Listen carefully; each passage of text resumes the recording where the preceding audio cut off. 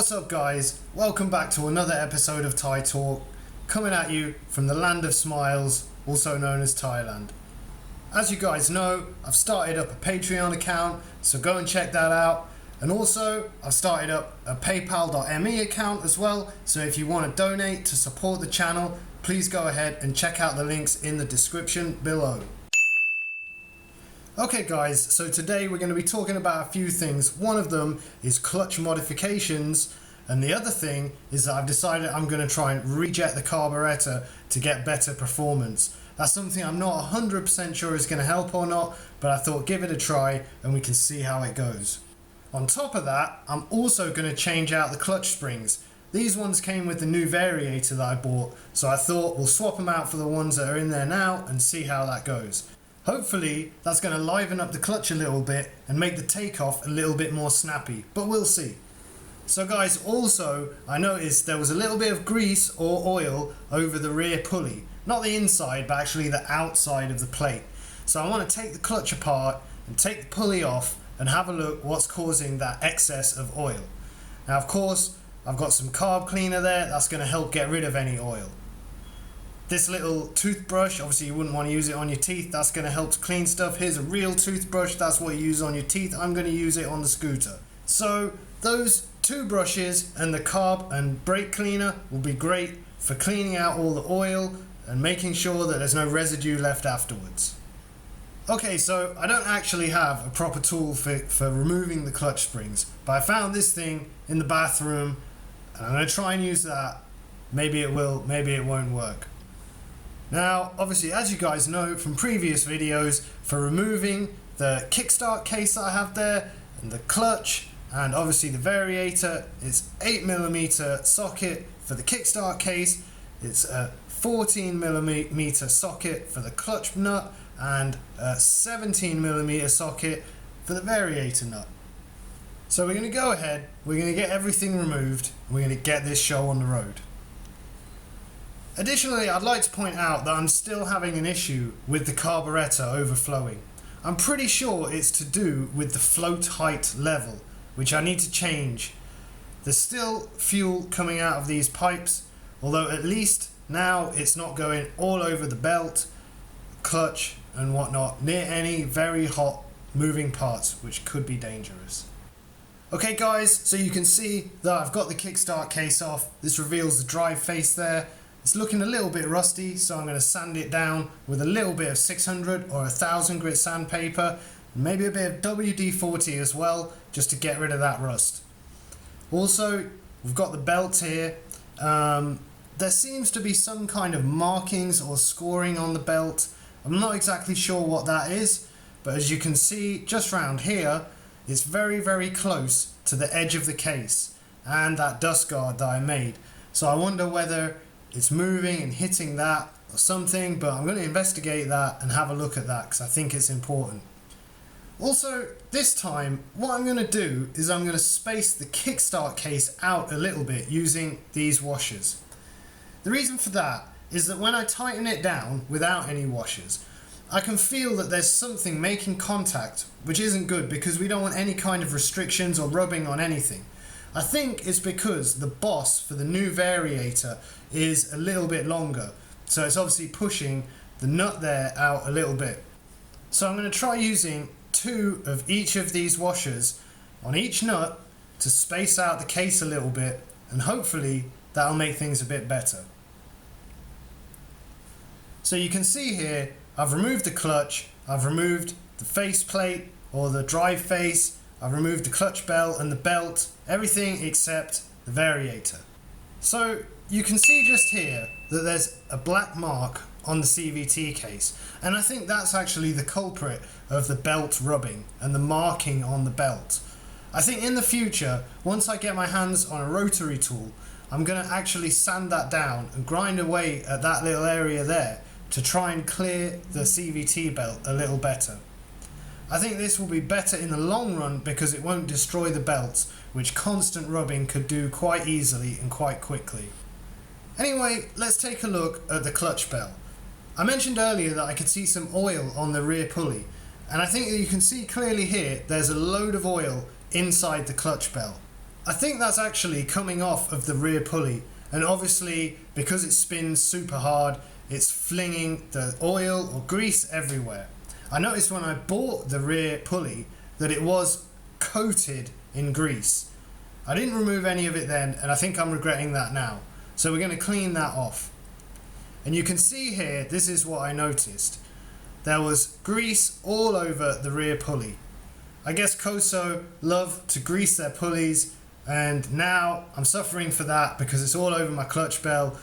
Thankfully, it's not actually within the pulley, because of course that would cause mad amounts of clutch slip and it would go all over the belt, and I'd probably need to replace that. Obviously, as you can see inside, there's the clutch springs. That's what else we're going to be replacing. The new springs are blue.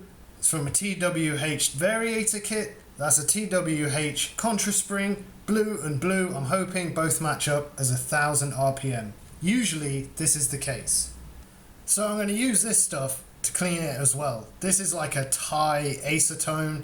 It's the closest thing I could find to acetone anyway over here in Thailand. Of course, I've got my trusty 600 grit sandpaper and some 220 grit sandpaper. That's going to help to get rid of some of that glazing on the bell and on the clutch as well. And also, I'm going to use it to clean the drive face so that we can get that nice and shiny once again. Let's start on the clutch bell. As you can see here, I've removed all of the oil from inside, but there's still a load of glazing on that clutch. So I'm going to use the sandpaper to try to get rid of that glazing. Okay guys, as you can see here, I've got rid of most of the glazing there. I used the 600 grit sandpaper and just sanded all the way around the inside, and now it looks a lot better. I think that's going to improve the bite of the clutch quite significantly. So just to reiterate, I just used the 600 grit sandpaper. I ran it around and round the inside of the clutch bell, and that's got it back to a much more satin finish.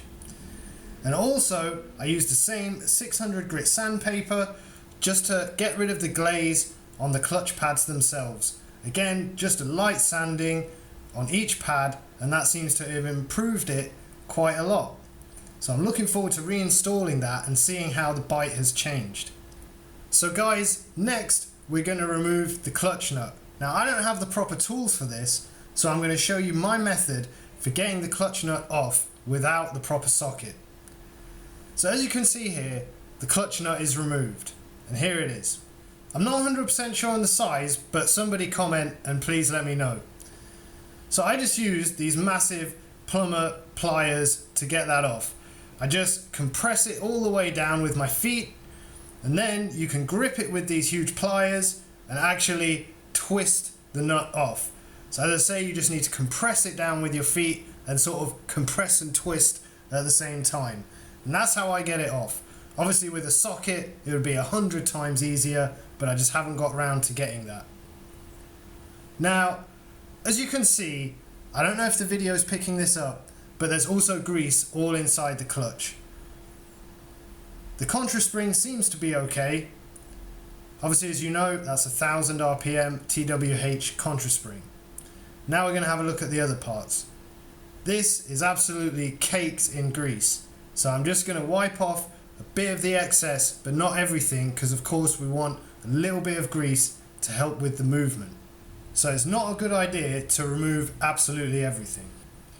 So as you can see here, there's grease all over it. But there's something else that I've noticed. The channels by which the rear pulley opens and closes have two different shapes. We can see here there is a straight one, and we can see here that there is a slightly curved one. Now this is going to affect the way that the pulley opens and closes.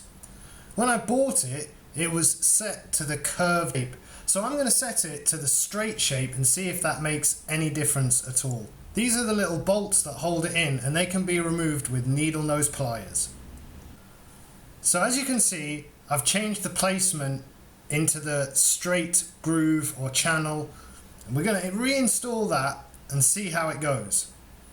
As you can see, I've removed all the grease as well. I used some acetone and a microfiber cloth. I've left enough grease there so that all the parts move smoothly and won't be restricted in any way. Okay guys, so I noticed I made a little bit of a mistake. Those little bolts need to go in where the recesses are, because if you don't put them there, like where I put them originally, everything won't fit back together again properly. As you can see, this part here slides on perfectly when the little bolts are in the recesses. When they weren't, that part wouldn't go on.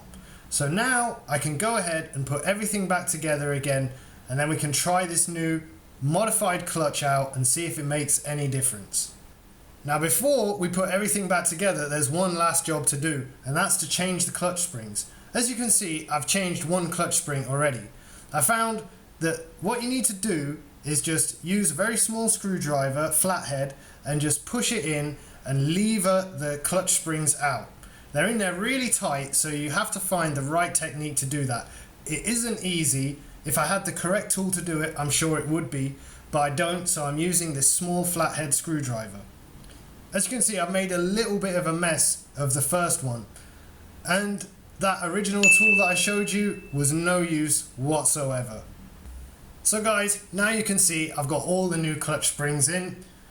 These are 1000 RPM clutch springs, and as I said before, this tool was a pile of junk, so I just throw that away. This seemed to work quite well. As I said before, you just want to jam it in just there and kind of lever it out, and it seems to pop the spring out quite easily. And just for returning it, you kind of line it up and lever it back in with that motion I just showed you. So now we're going to put the clutch back together, and we're going to start putting the bike back together. So now you can see that the clutch is reassembled. You can see I've got the new 1000 RPM clutch springs in there, along with the 1000 RPM contra spring, so everything's matching up. One important thing to check is that your clutch belt spins freely, because sometimes when you put them together, the belt actually snags up on parts of the clutch, and you may need to do some grinding or some sanding or whatever to make sure that it spins fine. Obviously, as you can see here, there's nothing at all holding it. It spins really freely, but this is a complete Koso clutch kit, so you would hope so that there would be no issues. Another thing to check is that the pulley opens and closes properly without anything snagging, but that's for another video. Okay guys, as you can see, the CVT case has returned to its original glory. It's all put back together. We've got the new clutch springs in there. We've got everything cleaned up. Obviously, as you know, I've changed the way that the rear pulley opens and closes. So now we'll put the kickstart case back on, and then we'll be almost finished. So I've put the case back on with those washers in to space it out a little bit. As you can see, from when I resprayed the Kickstarter with a chrome paint, it's kind of not looking that great anymore. So here's a picture of when I originally resprayed it. So I think that chrome paint is just not good for this kind of application. Okay guys, as you can see here, I've decided to remove my kickstand.